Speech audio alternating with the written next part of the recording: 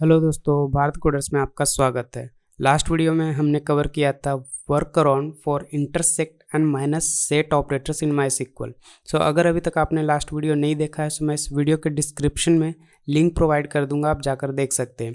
And इस video में हम लोग कवर करेंगे what are aggregate functions in MySQL and MySQL में कितने टाइप के एग्रीगेट फंक्शंस अवेलेबल है।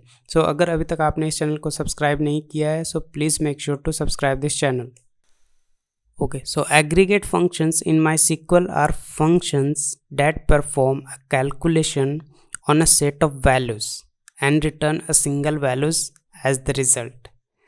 So aggregate function simple functions in MySQL है जो कि a set of value पे some calculation perform करता है and एक single value return करता है and they are commonly used with group by clause in SQL to summarize or analyze the data. So जितने भी एग्रीगेट फंक्शंस हैं mostly group by clause में use करते हैं टू समराइज और एनालाइज द डेटा।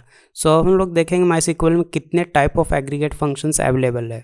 ओके, सो अगर हम लोग एग्रीगेट फंक्शंस की बात करें तो टोटल बहुत सारे एग्रीगेट फंक्शंस अवेलेबल है माईसीक्वल में, उसमें से हम कुछ एग्जांपल देखने वाले हैं। सो पहला जो एग्रीगेट फंक्शंस है जो हम लोग मोस्टली यूज़ करते हैं that is can't.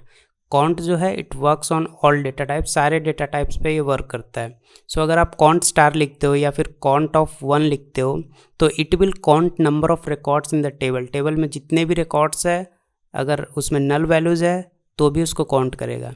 And can't में अगर कॉलम नेम प्रोवाइड करते हो then it will count the number of not null values in the column of that table.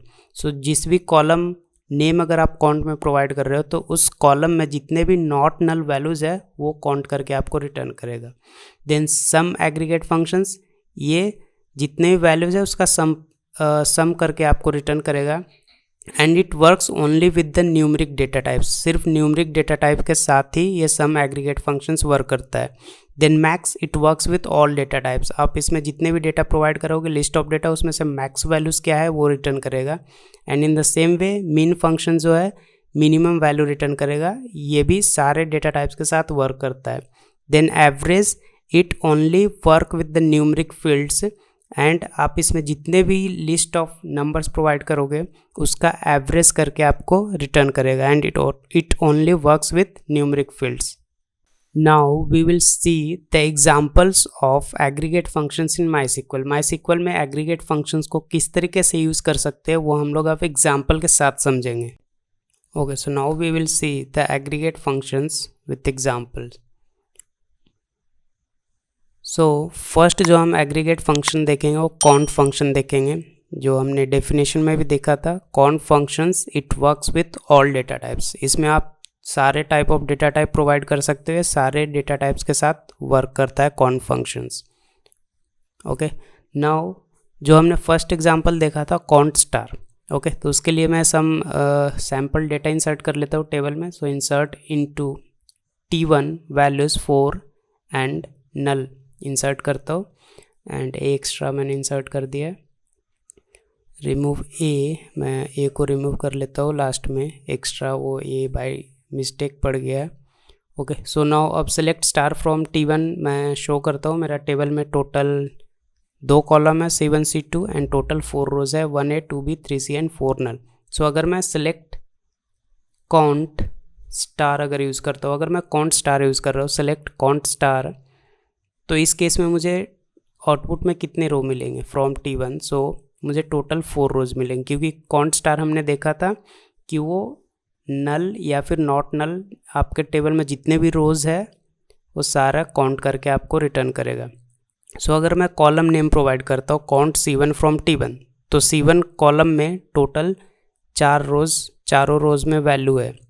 Okay, अगर मैं select count C2 from T1 करूँ तो C2 कॉलम में देखो 3 ही रो में वैल्यूज़ है, एक में नल है। तो हमने देखा था अगर काउंट में आप कॉलम का वैल्यू प्रोवाइड कर रहे हो तो नल वैल्यूज़ उस कॉलम में अगर है तो उसको काउंट नहीं करेगा, तो इसलिए मुझे आउटपुट में 3 रोज मिल रहे।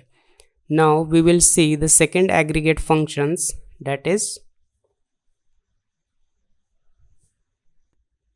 Is sum function. ओके, हमारा सेकेंड एग्रीगेट फंक्शन जिसका हम लोग एग्जाम्पल देखेंगे सम फंक्शन, ये क्या करता है, it works with only it works only with numeric data type, सिर्फ न्यूमरिक डेटा टाइप के साथ ही ये सम एग्रीगेट फंक्शन वर्क करेगा।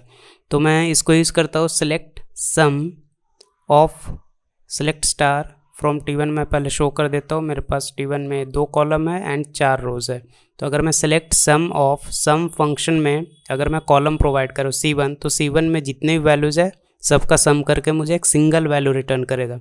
C1 में टोटल कितने फंक्शन है, 1 + 2 3, 3 + 3 6 + 4 10, तो मुझे सम में टोटल 10 आउटपुट में मिल रहा है।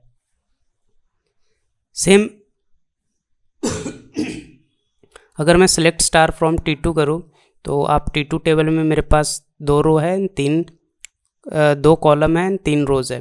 तो अगर मैं select sum of C1 from T2 करूँ, T2 टेबल से अगर सम करूँ C1 कॉलम का, तो 3 + 4 7 + 5 12, मुझे आउटपुट में 12 मिल रहा है।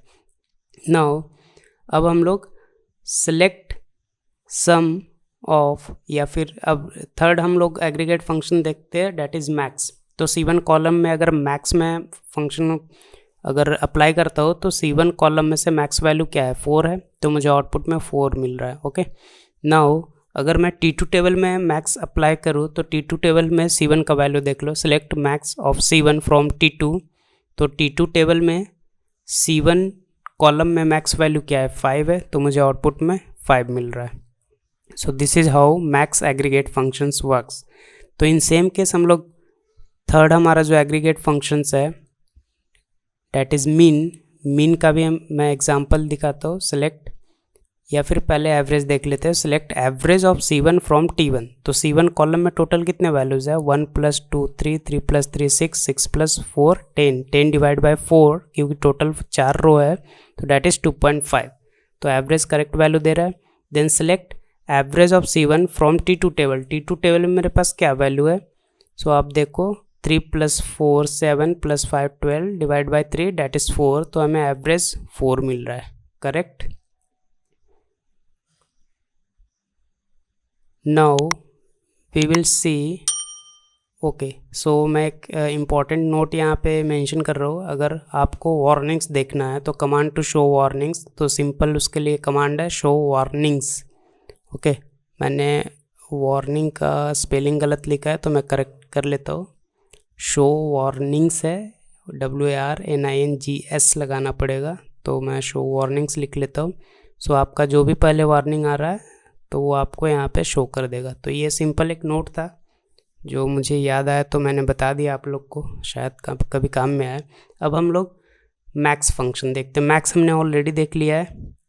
नाउ मैक्स जो है कौन से डेटा टाइप के साथ काम करता है, तो it works with all data types. आप कोई भी डेटा टाइप प्रोवाइड कर दो मैक्स एग्रीगेट फंक्शंस में, ये सारे डेटा टाइप के साथ वर्क करेगा। मीन जो है, मीन अगेन ये भी सारे डेटा टाइप्स के साथ वर्क करेगा, it works with all data types.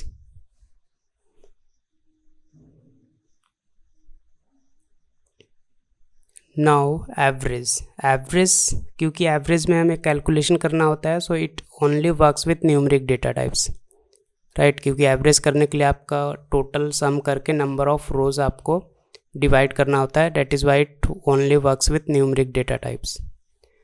So now अब हम लोग एक और एग्जांपल देखते हैं। Select average of C1 from, या फिर सेलेक्ट एवरेज ऑफ C1, उसके बाद AVG, देन